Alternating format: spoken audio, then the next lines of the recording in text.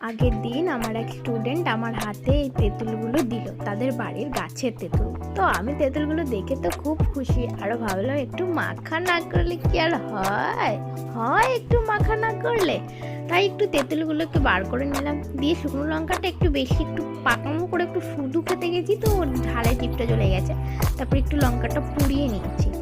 তেঁতুল বেসিক্যালি লঙ্কা পোড়া থেকে আমি বেশি পছন্দ করি। কাঁচা লঙ্কাটা তো ভালো লাগে, কিন্তু লঙ্কা পোড়াটা একটু বেশিই পছন্দ।